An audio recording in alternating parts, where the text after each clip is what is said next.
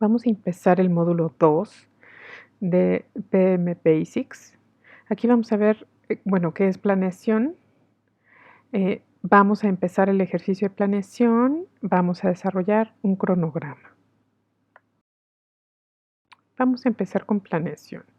Tengo que decirles que planeación es lo que lleva más tiempo y más inversión en project management.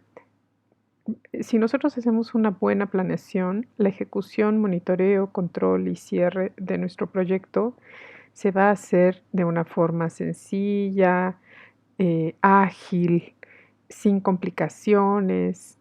Entonces, nosotros sugerimos que se lleve buena parte del inicio de los proyectos, la parte de planeación. Ahorita vamos a ver cuáles son las partes que sugiere el PMBOK como áreas de conocimiento. ¿Qué son las partes? ¿Cuáles son las partes que se tienen que tomar en cuenta para hacer una planeación? Pero empecemos con la pregunta, ¿qué necesitas para la realización de tu proyecto? Y esta es la pregunta que se deberían hacer para empezar la planeación. ¿Cuántas personas necesito para mi proyecto? ¿Cuánto material necesito para la realización de mi proyecto? ¿En cuánto tiempo lo puedo hacer?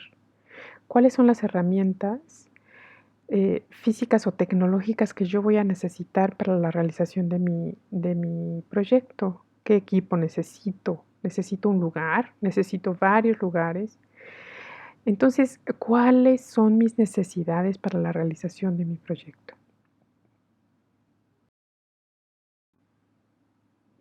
Bueno, y bueno, vamos a iniciar la planeación con recopilar la información. Esto es muy, muy importante. El PMI, que es el organismo internacional donde se basan nuestros estándares, hace encuestas anuales y dentro de las encuestas anuales han salido varios años que una de las principales razones por las que los proyectos fallan es porque no se hace una buena recopilación de la información. ¿Y esto qué quiere decir? Que no le preguntamos a las personas indicadas qué es lo que incluye o qué no incluye el proyecto. Imagínense un evento. Yo estoy planeando un evento y hago una recopilación de la información a una persona que tal vez paga, pero que no es experta en materia de eventos. Entonces, yo no voy a hacer una buena recopilación de la información. Esa información va a estar sesgada, esa información va a estar incompleta. O en el desarrollo de un sistema. Imagínense que yo estoy iniciando el desarrollo de un sistema porque necesito agilizar algún proceso.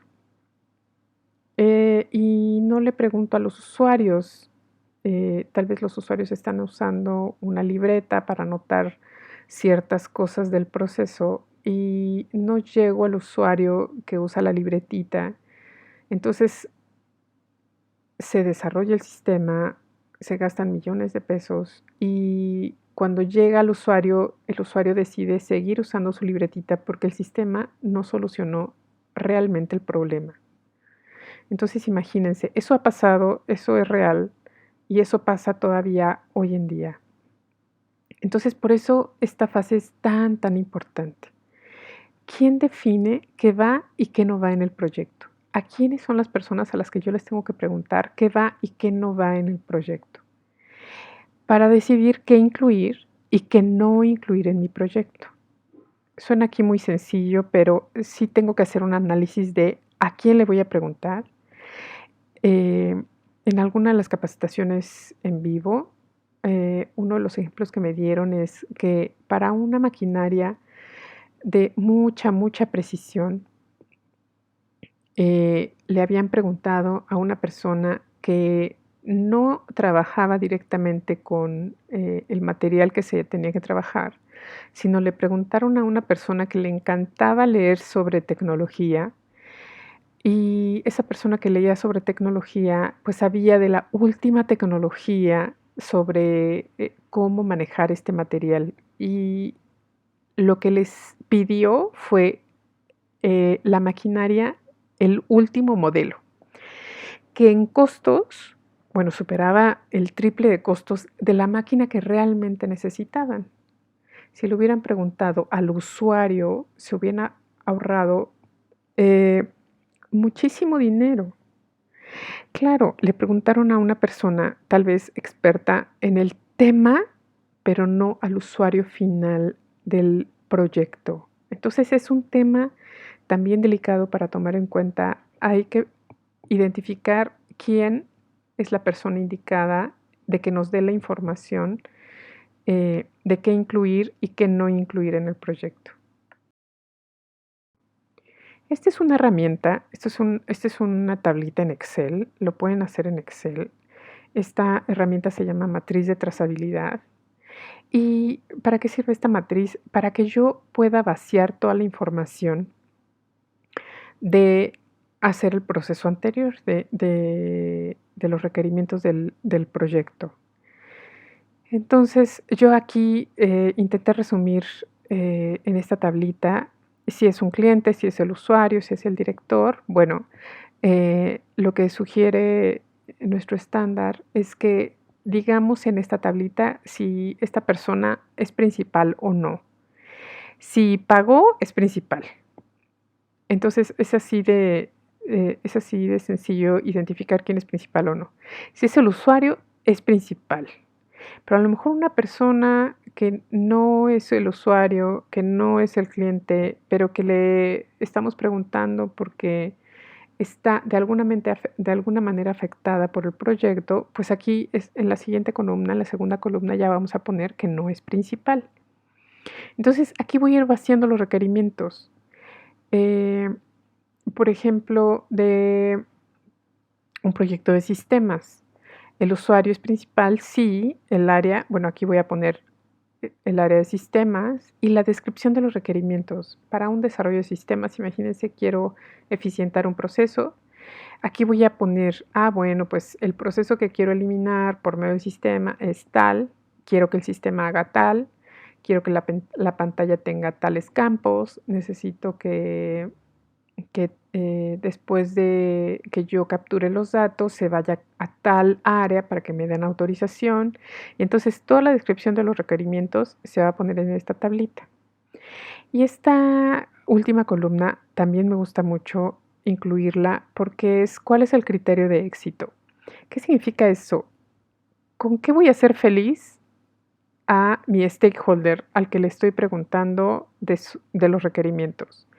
¿Eso qué quiere decir? Bueno, el cliente, ¿qué hace feliz al cliente? Imagínense que yo estoy haciendo un libro y mi cliente es el autor y mi cliente quiere que en la portada venga su foto. Eso lo va a hacer feliz. Y eso ya me lo dijo y eso yo ya lo pregunté y ese es parte de los requerimientos. A lo mejor dice, pon el libro del color que quieras, la textura que quieras, el papel que quieras, el gramaje que quieras, hazlo como quieras, pero yo quiero aparecer en la portada. Entonces, eso lo va a hacer feliz. Eso lo tengo que escribir en mi matriz de trazabilidad. ¿Y eso por qué? Porque al final esas cosas que hacen felices a mis stakeholders se nos pueden perder, se nos pueden traspapelar, lo puedo anotar en otro lugar. Y sale el producto o servicio. Acuérdense que un proyecto es un producto, servicio o resultado único. Entonces sale el producto o el servicio sin ese criterio de éxito, sin ese pequeño detalle que me dijo el stakeholder, tal vez es principal, y eso puede ocasionar que el proyecto se vea como un fracaso, porque no tomé en cuenta un criterio de éxito. ¿Cuál es el criterio de éxito con lo que voy a hacer a mi stakeholder feliz? Y bueno, aquí yo sugiero en la primera columna que pongamos el nombre de la persona, si es interno o externo, si es un cliente interno o externo, la posición y la información de contacto. Yo también aquí agregaría, por ejemplo, si yo tengo una empresa y tengo ventas, o sea, mi empresa se dedica a ventas y yo quiero hacer una lista de mis stakeholders, de mis clientes. Sinceramente, yo les pondría yo haría lo que hace Google. O sea, aquí yo pondría en mis stakeholders el nombre de mis clientes y qué lo hace feliz, qué es lo que compra recurrentemente, para que yo me acerque a mis clientes con una información histórica de qué lo hace feliz. Entonces, esta matriz de trazabilidad la pueden usar, eh, la pueden aprovechar muy bien. Yo aquí también incluiría cuál es su medio favorito de contacto, ¿no? Si es un director, pues a lo mejor no le gusta mucho usar WhatsApp, a lo mejor le gusta más el correo electrónico. em, y a otras personas sí les gusta el WhatsApp, no les molesta, es un medio inmediato de comunicación. Y entonces esos detalles ponerlos en mi registro de los stakeholders o en mi matriz de trazabilidad para que yo me acerque a mis stakeholders, pues ya de una forma mucho más amable, como yo ya sé que quieren que yo me les acerque, porque no me van a dar los requerimientos y me voy a olvidar de ellos. Tengo que regresar, preguntarles si estamos haciendo las cosas de acuerdo a sus requerimientos, cómo vamos a pedir autorizaciones, o sea, la comunicación es constante, continua. Entonces yo tengo que hacer lo posible, tengo que crear un ambiente cordial con todos mis stakeholders, yo como líder de proyecto. Entonces son cosas que tomar en cuenta, que yo las recomiendo y así todos en el proyecto, todos los stakeholders van a estar contentos, felices y se van a sentir tomados en cuenta. ¿Qué pasa con los requerimientos en ambiente ágil? Y esto es solo un ejemplo de cómo se pueden recabar los requerimientos en ambiente ágil. A mí también me gusta mucho porque sugiere responder estas preguntas. ¿Quién? ¿Qué? ¿Y por qué? Entonces, esto se llama historia de usuario. Entonces, lo que sugiere es que yo como tal rol deseo tal cosa para tal fin.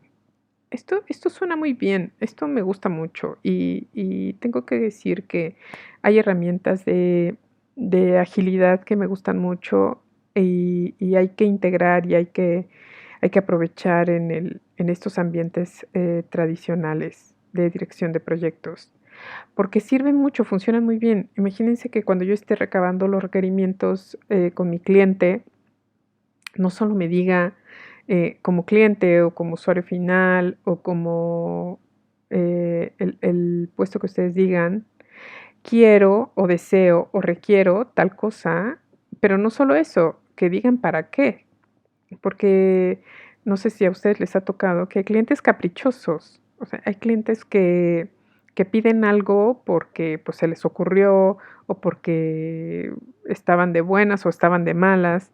Entonces, con este tipo de formatitos, no solo ustedes van a tener la claridad de qué es lo que están pidiendo, sino eso que están pidiendo los stakeholders, para qué va a servir, ¿no? Entonces, vamos a poner un ejemplo de yo como director general quiero implementar una metodología para dirigir proyectos, para tener porque el objetivo, el fin es obtener un lenguaje común entre todos los involucrados de los proyectos, ¿no? Ese es el resultado esperado.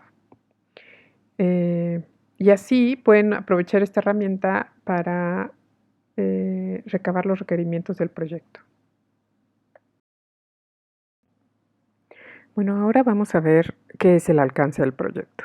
Una vez que yo hice la recopilación de la información, de los requerimientos del proyecto, yo ya puedo definir claramente cuál es el alcance, qué va dentro del proyecto y qué dejo afuera del proyecto. Es así de sencillo y de claro para tener un mutuo entendimiento de hacia dónde vamos como equipo de trabajo y que el cliente sepa claramente qué es lo que estamos haciendo y que todos los involucrados en el proyecto sepan hacia dónde estamos trabajando. Una vez que tenemos definido el alcance, que es una descripción puntual de lo que va dentro del proyecto, de lo que se trata el proyecto, tenemos o se recomienda que hagamos una validación del alcance con el cliente y con los interesados principales. ¿Esto por qué razón? O sea, yo voy a llegar con el cliente y le voy a decir, este es el alcance, hacia aquí vamos a ir. Y el cliente tiene que dar un visto bueno de que ese alcance es el que él está esperando. Y si no, se hacen los ajustes necesarios. Pero ¿qué pasa si no hago una validación del alcance? Pues puede ser que yo haya entendido una cosa que los stakeholders me dijeron cuando hice la recopilación de los requerimientos y no sea lo que ellos están esperando. Entonces, ojo, los problemas de comunicación hay que intentar eliminarlos desde el principio. Siempre validar que lo que estoy recibiendo es lo que las otras personas están intentando decirme. Entonces es una práctica muy, muy sencilla, validar el alcance, regresar con los usuarios o con el cliente y decir, esto es lo que me dijiste que necesitas, que el usuario o el cliente diga, sí, esto es. Bueno, entonces empezamos a trabajar. Bueno, sirve para muchas cosas. Una vez que yo tengo el alcance, yo ya puedo planear adecuadamente las actividades. Imagínense que yo hago la recopilación de los requerimientos, defino el alcance y me pongo a trabajar sin hacer una validación. Bueno, me voy a poner a trabajar en algo que a lo mejor no es lo que el cliente está esperando, ¿no? Si yo hago esto, voy a tener una coordinación mejor de las tareas y voy a poder responder mejor ante las contingencias o cambios. ¿Qué pasa con los cambios? No es que los cambios no sean bienvenidos, sino yo ya sé qué es un cambio, porque yo ya tengo definido un alcance y lo que no esté dentro del alcance, yo ya lo voy a poder considerar un cambio y haré lo pertinente para administrar ese cambio. Pero si yo no tengo bien definido un alcance, un cliente puede llegar conmigo 400 veces más y decirme, no, esto no va así, va de esta otra forma, no, esto no va así, va de esta otra forma, y no tengo un documento que respalde que esto fue lo que el cliente pidió y que validó. Una vez que yo ya tengo bien definido el alcance, yo ya puedo hacer una estructura de desglose del trabajo que usamos en los términos de Project Management como WBS, mucho más común que EDT. EDT son las siglas en español. ¿Qué es la WBS? La WBS es ver gráficamente en un diagrama qué constituye mi proyecto. Yo lo que les digo siempre es que en esta WBS se tiene que ver reflejado todo el trabajo que se tiene que hacer en el proyecto. Porque si no ya no vamos a tener una visión clara y real de lo que es mi proyecto. Y entonces la WBS se puede dividir de dos formas. Por partes, como está en este ejemplo, que un automóvil se divide en llantas, puertas, motor, asientos y aire. Y entonces yo ya puedo dividir a las llantas en, bueno, qué es lo que necesito hacer para que yo tenga las llantas listas para construir un automóvil. Este ejemplo es muy, muy claro de cómo se divide una WBS por partes. Pero este WBS también se puede dividir por fases. Esto es dependiendo de el gusto de cada uno de ustedes. No hay una regla de todos los proyectos se dividen o por partes o por fases. Pero, por ejemplo, si están pensando en un libro que tiene 20 capítulos, imagínense cómo se vería una WS dividida por partes.